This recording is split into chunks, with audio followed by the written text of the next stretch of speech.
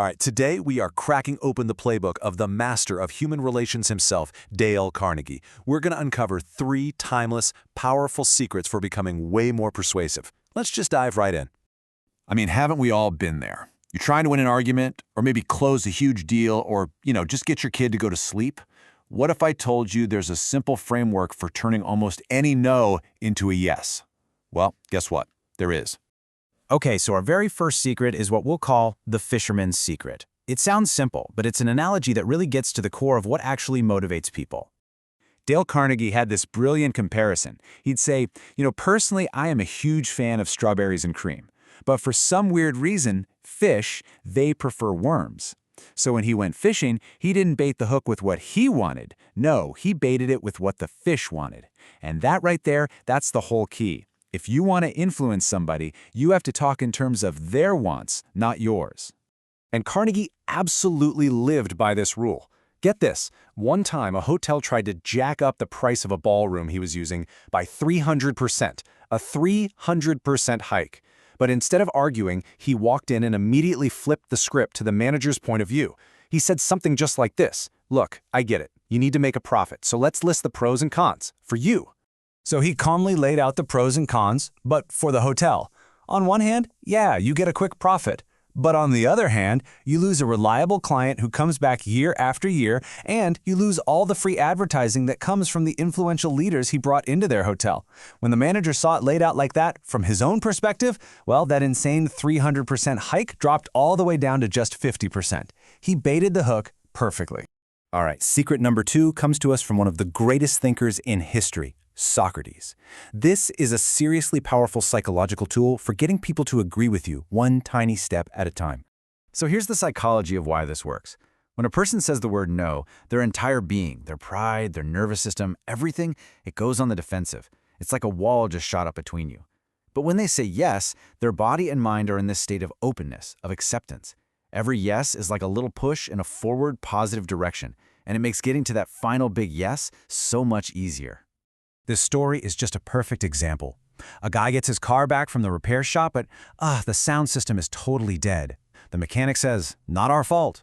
So he goes to the manager, and instead of arguing, he just starts asking these simple questions he knows the manager has to say yes to. He creates this undeniable path of logic, and by the end, the manager basically has no choice but to agree to fix it for free. So, you see the magic here? The whole goal isn't really to win an argument. It's to guide the conversation. You start with things you both already agree on. You make it super easy for the other person to say yes right from the beginning, and you just keep them moving in that positive direction. And now for our final secret, which honestly is a ton of fun. It's all about presentation. Look, in a world this noisy, just stating a truth isn't enough. You've got to make your ideas vivid and exciting and memorable. You need a little bit of showmanship. There's this fantastic story about a man walking through New York City, and he's ignoring all these shoe shiners. But then one young guy grabs his attention by counting really loudly, 98, 99, 100. Then he turns to the man and hits him with this line. Now, was it actually his birthday? Was this guy really the 100th customer? Probably not. But that's the whole point. It didn't even matter. The kid transformed a boring service into this dramatic, memorable little event.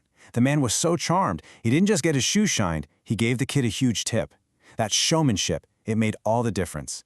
Here's another one that's just perfect, especially if you have kids. A father could not get his son, who was terrified, to go to bed before his first day of kindergarten. The boring, direct way, go to bed, totally failed. So he tried the dramatic approach. He and his wife got down on the floor and just started having the time of their lives with finger paints and clay and all the fun stuff the son was going to do at school. And what do you think happened? The boy's curiosity just completely took over. He saw all the fun they were having and started begging to join. They just smiled and said, "This is what kindergarten is. You get to do this tomorrow." And just like that, school wasn't something to be afraid of. It was something he desperately wanted. They dramatized the idea, and it worked like a charm. So, there you have it. 3 incredibly powerful secrets that can really transform the way you communicate and influence people. Let's do a super quick recap. First, the fisherman's secret. Always bait the hook with what they want. Second, the Socratic secret. Get a person on the path of yes right from the start to build that positive momentum. And third, the showman's secret. Don't just state your facts, dramatize your ideas and make them unforgettable. These aren't just little manipulative tricks. They're deep insights into human psychology, and they work because they respect the other person's perspective. So, the big question for you is, which one of these are you going to try out first? Thanks for watching.